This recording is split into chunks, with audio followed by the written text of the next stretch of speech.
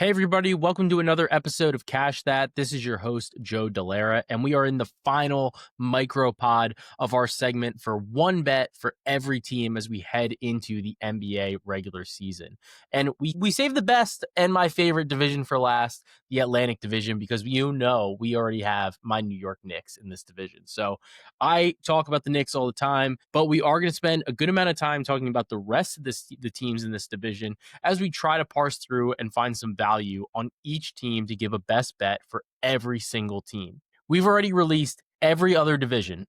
We've released all the Western Conference and then both the Central and the Southeast divisions as well. Be sure to check those out. Check and make sure that you've got your best bet for your favorite team, and make sure that you get all of my bets first in the huddle. We've got a couple discounts below. You can get a free week, or you can sign up for the season pass. It's our best price for the entire season, $199 for 9 months. So be sure to check that out as well. But let's start diving into the Atlantic Division, and we're going to start with the Boston Celtics. Celtics obviously are in one of the weirdest situations that you could have. You don't have now Jason Tatum, who also suffered a terrible injury last postseason. And there's some conversation, is he going to come back in the regular season? Is he not? I don't know. I feel like he's probably not, but I know he's saying he wants to, but I don't think this Boston Celtics team is necessarily going to be that good. You don't have any more Al Horford. You don't have Tatum. You don't have Kristaps Porzingis either. And I think that if they really thought that Tatum was going to be able to come back in a meaningful way this year, you don't move Horford. You don't move Porzingis. You keep those guys. You do everything you can to keep this team together because they're a title contender when they're healthy. And I think that's the thing. I don't think that Tatum's necessarily going to be able to come back. And maybe if he does, it's for a game or two towards the end of the season. Nothing that's going to necessarily impact this Boston Celtics team. So with that in mind, there's a couple bets that I was looking for that never showed up. Neemias Queta, I am absolutely going to be looking for some rebound stuff. I wish we could get like 8 or 9 or 10 rebounds per game. If that market pops up, comment here, let me know. I definitely want to get some action on that. But the two players that I am targeting are Jaylen Brown and Derek White. So Jaylen Brown, I'm grabbing 28 plus points per game at plus 380 on DraftKings and 30 plus at 12-1 on DraftKings and MGM. And I'm also going to grab Derek White 20 plus points per game plus 200 on MGM. I love both of these plays. A lot of this has to do with the fact that the commentary coming out of Boston was that they were going to play fast. That was going to be their change this year. That was going to be how they kind of developed and adjusted to life without Tatum. So not only are Jaylen Brown and Derek White two of the primary beneficiaries of the non-Tatum minutes from the past couple of seasons. When Tatum's off the floor, they see one of the biggest bumps in their usage, in their scoring, everything. But we're going to actually get to see more possessions of that. Over the last couple of seasons, the pace in Boston has been a snail's pace. 29th, 19th, and 17th. But the notable thing here is that they were all sub 100. It's tough to say if they're necessarily going to come through on some of these comments about the team playing fast. But if we look at the preseason, which I think isn't necessarily indicative for a lot of things, but especially here, because we do tend to see teams play with a lot faster pace in the preseason. But I think it's important relative to the rest of the league. So here in this preseason, Boston is playing with a 106.13 pace. That is by far one of the fastest paces that they've ever would have played with. But even if that comes back a little bit, I think the thing that's important is that this is actually the 8th fastest pace in all of the preseason. So I do think that this is notable. I do think that this is a sign of something that they want to do. And I think that Jaylen Brown, Derek White, two of the primary guys that can score for this Boston Celtics team, I think that they're the two that will see the most natural boost due to this pace increase. I'm going to buy into it. I'm going to bet into it. And honestly, even if they don't really improve the pace, there are two of the primary beneficiaries of those non-Tatum minutes where they score more. Jaylen Brown, I think, can take this a little bit personally as well. There's always the conversation of how he's like the Robin to Tatum's Batman, even though he's won, like the finals MVP, things like that. I think that he's going to take this maybe a little bit personally, say, hey, look, I can do this. I can score 28, 30 points a game, and I just need the ball a little bit more. So I do think this is going to be a great spot for both Brown and White, and I'm going to be backing both of them to score during this season. Let's turn to the New York Knicks. I'll try to keep it short because I love to wax poetic about the New York Knicks, but I did do a segment with Dexter Henry and Brian Fonseca with the New York Post. That's actually going to be coming out on Monday. So I do talk about some of these bets there, but I think, we get to talk about that for about an hour. So I'll try to keep it shorter here. I have three different bets that I like for the New York Knicks. One of which, obviously, it's actually four, but you got to throw a little bit of money on the Knicks to win the title. You're a Knicks fan, it has to be done. District policy. I don't make the rules. But besides that, right? Besides that, like that little bit of sprinkling for my account health, being from this area, whatever. But there's three bets that I like, and we'll start with the lowest odds, which are Jalen Brunson 8+ assists per game. While I do think this is at plus 330, while I do think that Mike Brown wants to limit some of the minutes and some of the rotations out of the New York Knicks and reduce some of these minutes, play a deeper rotation. I do think that one of the things is they want to kind of unpack, I think, and undo a little bit of the absolute ball domination that Jalen Brunson had over the past couple of seasons. And what I mean by that is not so much that he's not going to have the ball in his hands, but that it's going to be maybe a little bit less ISO, maybe a little bit more ball movement, a little bit more getting everybody else into the rhythm of things, in the rhythm of this offense. And we've actually seen Jalen Brunson increase his assists on a yearly basis with the New York Knicks. So I expect a little bit more of an even offensive approach this season under the coaching of Mike Brown. And I think that at 8+ assists per game, you have a ton of talented players on this team. Mitchell Robinson's there, so you're going to get a couple of those, easy alley-oops. But you also have OG Anunoby, Mikal Bridges, and Karl Anthony Towns in the starting lineup. I think that it seems as if Josh Hart, number one, he's hurt, but number two, it seems like he's going to be coming off the bench. I actually think that helps Brunson with these assists because you're taking away a non-shooter. Although Mitchell Robinson is also a non-shooter, he's at least a lob threat, and he's also not somebody that's necessarily commanding the ball in the same type of way. He's going to clean up the glass. He's going to get those offensive putbacks. If I could bet some Mitchell Robinson rebounds per game stuff, I would absolutely be betting that. Haven't seen it available, but it's definitely something I would be looking at. But ultimately, for me, I think that there's going to be a little bit more ball movement. I think that Brunson is going to be somebody that can facilitate for this offense that New York has and kind of lean into some of the other players that can also score, that are great shooters, good scorers with OG Anunoby, Mikal Bridges, and Karl Anthony Towns. So a little sprinkle on 8+ assists at plus 330. Next, I'm going to be looking, I just talked about Mike Brown. I'm going to be betting Coach of the Year for Mike Brown at 15-1.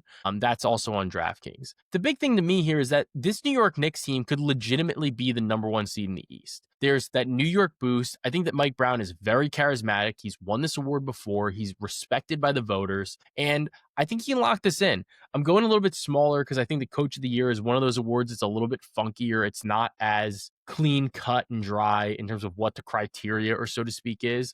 But I do think that they have a legitimate path to be the number one seed in the East.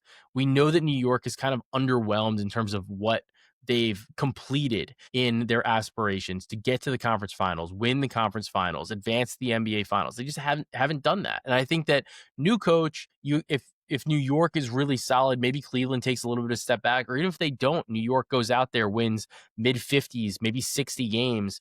I think that there is a clear path for Mike Brown to win Coach of the Year, especially as the coach of the New York Knicks. So I'm going to be grabbing some of this at 15-1 on DraftKings.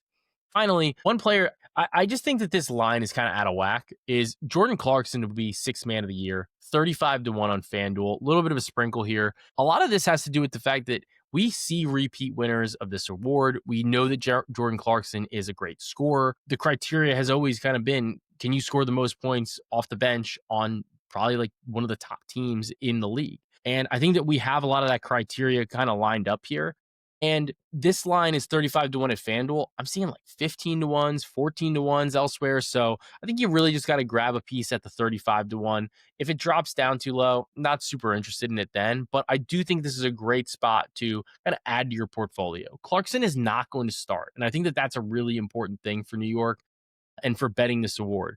A lot of the players that are at the top of the odds board and the top of the odds screen, they are players that they run a risk of actually starting too many games. Jordan Clarkson's not going to do that for New York. And I think that that's important. And New York should be a good team again. So I think that he's going to get eyes. He's going to be on national television. And he kind of said, he's like, I wanted to go to New York. I wanted to play there. I wanted to get some of these reps in, play off the bench. I don't care. And I think that this is going to be a great spot for Jordan Clarkson. Obviously, I think the guys that can kind of cut into it are Josh Hart, Miles McBride. Maybe they cut into this to a degree. At the same time, I think the number is too good at 35-1 to pass up putting a little bit on it for your portfolio. So I'm going to be grabbing some Jordan Clarkson, sixth man of the year. Looking at the Toronto Raptors, I think this team is actually going to be decent. They've got a lot of talent, like surprisingly. I mean, you look at this team, and obviously they made the move for Brandon Ingram. So they added him. He never even played for them last season. But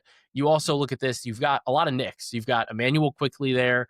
RJ Barrett's there. Brandon Ingram, Scotty Barnes has been excellent, all-star, could potentially make that all-NBA leap. And Jakob Poeltl, also solid, very solid defensive center. Then, you've got Grady Dick, you've got Agbaji, you got Mogbo, who's been fantastic whenever we get that opportunity to bet some of his assists. And I think that this is a team that you don't necessarily have the guy, unless Scotty Barnes is going to maybe take the step forward. You don't necessarily have the guy who you say, this guy is a ringer. He's an all NBA player on a consistent basis. However, Eastern Conference, not particularly good. And I do think that this team is just talented. There's talent across the board, and you have a number of legitimate NBA players. This is not a team that's really reaching into the depths to try to pull out a rotation. They could really go at least 8 deep, and you wouldn't be embarrassed about anybody that you're putting on the floor. One player that's kind of played in this weird scenario with a lot of guys that have, that need the ball, a situation where there were a lot of mouths to feed, is Brandon Ingram. He's the newest guy in this mix. I'm going to be backing Brandon Ingram. 23 plus points per game is plus 325 on MGM. And I'm also going to be playing Brandon Ingram 23 plus points and 40 plus wins for the Raptors at 6-1 on DraftKings. The reason for this is that he's played in this like a similar situation before where he's played with a lot of guys that need the ball. And he's kind of averaged right around here over the last few seasons.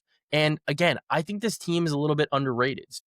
I was trying to figure out which player I kind of wanted to back for a play like this, whether it was Quickly, Barrett, Ingram, whatever. I think that Ingram is the one that is most conducive to not only getting his own shot, but also being able to kind of maybe scale this, maybe take some more threes, try to go about it that way. And I think that because he's played in a situation where he didn't have an outrageous usage rate, I think that he can kind of translate a little bit better over here in this this Raptors rotation. I'm going to be grabbing the 23 plus as a straight, and the 23 plus and the 40 plus wins as one of the team specials that they've got on DraftKings.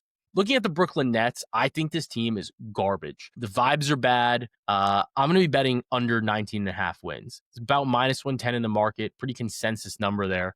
I just think this team is bad. You got bad vibes with the Cam Thomas contract situation. Maybe he just wants to score 1 million points, on any given night. So he's always fun to watch. But I think the vibes are bad. Plus, you got Michael Porter Jr. coming over here just saying some crazy shit like on a nightly basis. Every time he's got a microphone in front of him. Jokic should have won another MVP for somehow keeping this version of Michael Porter Jr. under wraps. Just absolutely wild. But Brooklyn drafted a ton of rookies. A lot of first round picks. I just think that this is going to be a rebuilding year for them. I think they're going to try to tank. And even if they're not even trying, I think they're just going to be bad in the first place. But this is a team where they don't have a lot of aspirations. I think this is a bad team. I think that there is a high probability that towards the end of the season, they just start losing almost on purpose. Porter Jr. also not the healthiest guy, can miss games. I wouldn't be surprised if they shut him down. Cam Thomas, similar thing. I could see a lot of scenarios where this doesn't go well for the Brooklyn Nets. Under 19.5 wins. I think you can get worst record in the league at plus 250. Don't mind that either. I just think this is a bad basketball team, and I do not think it's going to translate in the regular season for them. Finally, we're going to talk about the Philadelphia 76ers. One of my favorite bets actually on the board here, which I think might surprise some people, is DraftKings has this special for Joel Embiid to score 25 plus points per game and the Sixers to win the Atlantic Division at plus 650. People were surprised. It was funny. Like, people were kind of confused like when I gave this out, because they're like, well, like the odds for them to just win the Atlantic Division are basically about the same. It's like plus 600. Why are you adding this Joel Embiid thing? I actually like it. The way the rules were kind of written is that if Embiid doesn't play 41 games, then the bet voids entirely. So to me, I think of this as like an insurance policy that I'm going to get at least 41 games of Joel Embiid for my bet to even have action. So I don't mind laying like a full unit on that when the biggest question mark that I have in regards to whether the Philadelphia 76ers are going to be good is Joel Embiid healthy? So the 25 plus points per game, I think he can kind of get that in his sleep. He didn't do it last year, but I think that was also because he was just hurt, didn't really play, didn't even play enough games anyway. I think that this is a team in Philadelphia. They missed a lot of games due to injury, and I think they got better. You grab a guy like VJ Edgecombe, that's nothing to turn your nose up at. I think that's a good acquisition for them through the draft. So I like Philly in terms of the fact that I think that they have top tier talent. It's just a matter of, are they going to be healthy? Are they going to play enough games? And I think that this is kind of a way to use some of the rules that are put out there through the sports books and try to use it for our advantage. So that's why I settled on this team future this team special rather for the Philadelphia 76ers. Finally, I'm going to be grabbing a little bit of VJ Edgecombe to be on the all rookie team at plus 115 on DraftKings. I just think, again, this kind of ties into the last part of the conversation where the Sixers have had a number of different injuries. I think it's a spot where Edgecombe can earn some minutes one way or the other. Whether maybe he gets his chance because of an injury. He's played pretty well during the preseason. He played well in the summer league. I think that it's a spot where he's going to be able to earn some minutes. He's going to look solid doing so. And we did see Jared McCain get trusted last season. Obviously, he got hurt, but I do think that Edgecombe's athleticism is going to allow him to be out there. He's going to be able to play a variety of different positions. And I think that he is going to get plenty of opportunity here to try to get into the rotation as grow his role within that rotation. I think that when you look at Philly, it's tough to say that they're on the Embiid, Paul George time frame. I think they really need to look at this and say maybe we're closer to being on the Maxey, McCain, Edgecombe time frame and give Edgecombe those like meaningful minutes as part of this rotation. So very interested to see this, and I think it's going to be a great spot for Edgecombe to kind of excel in his first season in the NBA.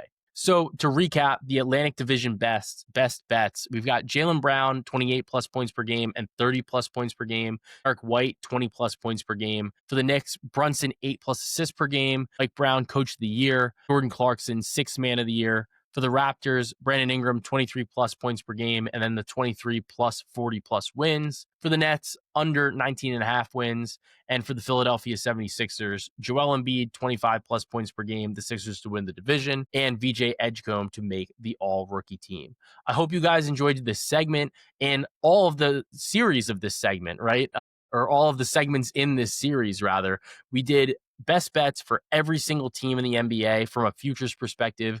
Be sure to check every single episode out. Be sure to get all of those best bets in these micro pod type of setting. Let me know if you like this. I think it's a little bit easier for me to record. We can get some more stuff out there. It's a little bit easier to digest it in these like 19 to 20 or 15 to 20 minute episodes, or so to speak. And you can listen to it on, just like your ride to work or your ride home from work, or if you're doing cardio, it's not the end of the world. Whereas, sometimes we rip out those hour-long episodes. It's hard to get enough time all the time to really digest everything that's being said. So let me know in the comments if you like it. Be sure to like, subscribe, rate, and review. And the next time I see you, we will be talking about best bets for opening night of the NBA as we continue to cash that.